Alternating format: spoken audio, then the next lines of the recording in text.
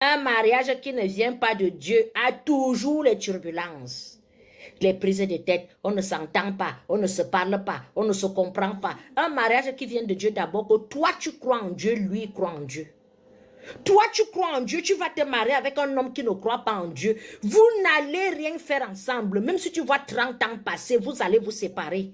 Lui croit en Dieu, toi tu ne crois pas en Dieu. Tu montes, tu descends. Je n'ai pas dit, il peut être chrétien, hein? Toi tu es musulman, hein? Il peut être, chacun peut avoir sa religion, mais à un moment donné, prendre un peu de temps pour louer ce Dieu-là. Si vous ne prenez pas souvent le temps ensemble pour prier, votre mariage couple est voué à l'échec. Vous perdez le temps. Parce que qu'est-ce qui va vous retenir? Que vous allez apprendre la patience dans quoi? Je n'ai pas parlé de religion. Peu importe sa religion. Si ne croit pas un être suprême qui est au-dessus de nous, c'est pas la peine. Fais tout ce que tu as envie de faire. Le jour qui va te sortir une carte, tu ne vas pas regarder le derrière.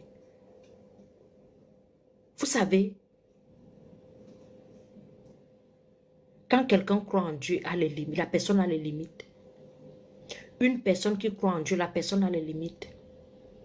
Une personne qui ne croit pas en Dieu, si la personne décide de te faire quelque chose, la personne va te faire sa propre, sans remords.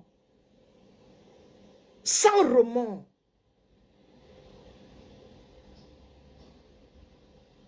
Mieux vaut vivre avec quelqu'un qui croit en Dieu, qui n'a rien. Dieu va vous bénir. Celui qui croit en Dieu ne reste jamais bredouille, bras ballants. Même si c'est dur aujourd'hui, il aura demain. Un enfant de Dieu ne souffre pas très longtemps. Un enfant de Dieu, c'est qui pleure le matin à midi là. Il peut même pleurer aujourd'hui, demain là. Même si sa vie, c'est les rousses-casse-casse. Il y a la tempête, mais quand la tempête se calme, sa vie fleurit. Parce que quand il y a les rousses-cascades, c'est parfois pour aller renforcer ta foi. Oui.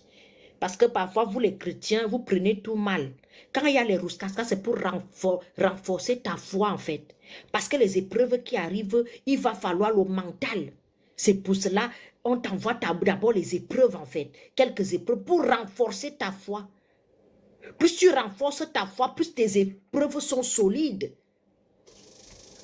Donc, quand vous avez quelques difficultés dans la vie, les trucs vous tombent dessus, vous avez des trucs, mais ne vous dites pas que je prie, pourquoi Dieu ne m'écoute pas? Dieu t'écoute.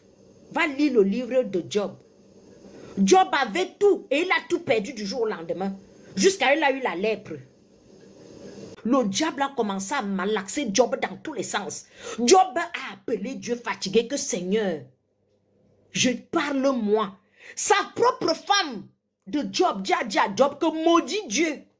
Job a dit jamais, je ne peux pas maudire Dieu. Soyez les Job de vos vies.